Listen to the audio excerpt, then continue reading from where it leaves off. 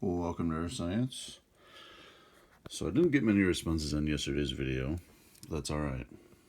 Might have been confusing or hard to watch, so it's all good. But here was the premise. If this was me, when I was far up the streets, and we'll go way over here and say, that's my wife who was filming me do this silliness.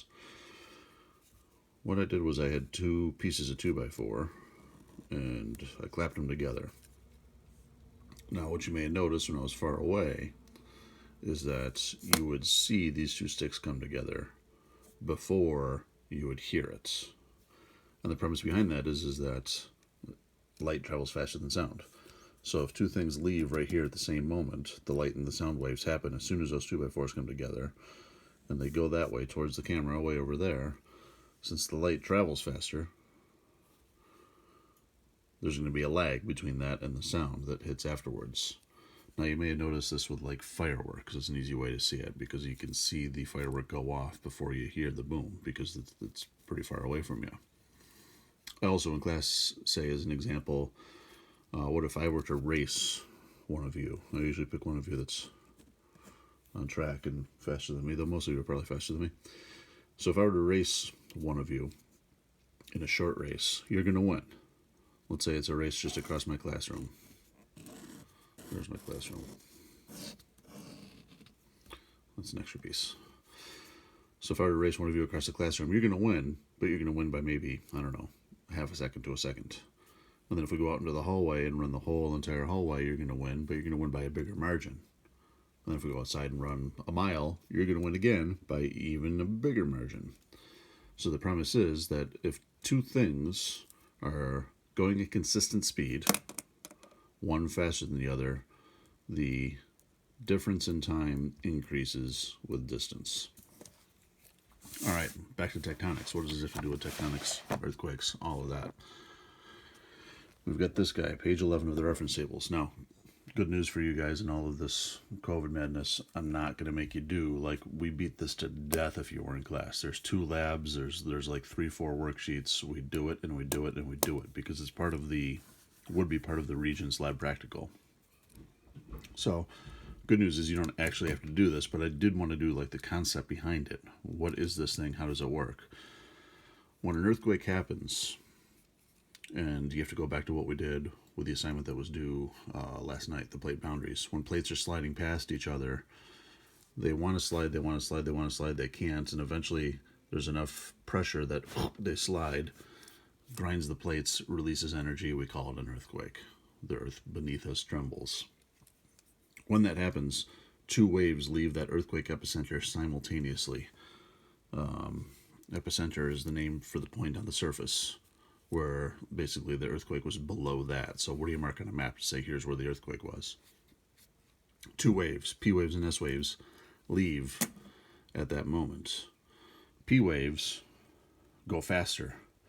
They cover this much distance in less time. So that curve's lower because that wave moves faster. S waves move slower.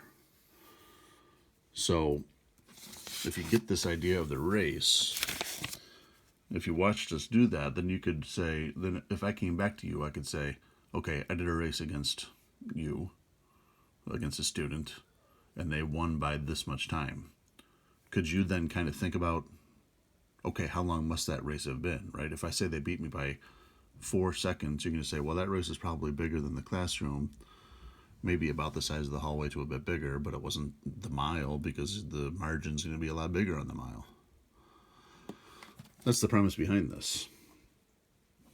How much time passes between the P and the S? If not much time passes, then that earthquake epicenter was not so far away. If a lot of time passes, then that earthquake epicenter would be very far away. And that would be what you would be doing in this lab. You would say, okay, P wave struck at this moment, S wave struck at this moment. How much time passed between those? And you come over here and you say, you have to be very neat, but holding one hand and holding this phone, I'm not going to be super neat. You'd say, 2 minutes passed. And then it's all about finding the spot where exactly 2 minutes passed. Maybe right about there. You get the point. Maybe right about there. And then you come down below that to see how far that is. That's the premise. So for us, you're not going to do it. But relationship-wise, let's kind of get that down. That the further away the earthquake is, the more the gap is between the P wave and the S wave. Real quick, P waves are waves that are like shock waves, sound waves, where the ground like smushes and unsmushes. So that happens and it jams the ground and it sends out that shock wave through the ground. S waves make the whole ground like do this wavy thing. So the last bit I'll do with P and S, I mean, have that concept down. That difference between lag, and I'll write this in the Google Classroom, that difference between the lag getting bigger and bigger and bigger and the distance being further. The last thing that I'll mention is, okay, the P waves go through all states of matter. The S waves, though, can only go through solids. And I'm going to throw a question on the test like that, so watch this video, get that question right.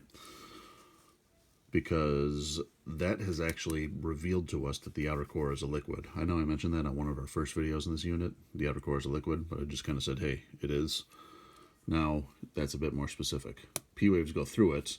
They refract and bend all over the place, but they go through it. S waves, if an earthquake's here, S waves go boom, boom, boom, boom, boom, boom, and just stop. So that's revealed to us that that outer core must be a liquid. All right. Bigger distance, bigger gap. That should be most of it. That's probably going to be my last tectonic videos, guys. We're getting close to test time. Getting close to wrapping all this up. Hope you're doing okay. Take care.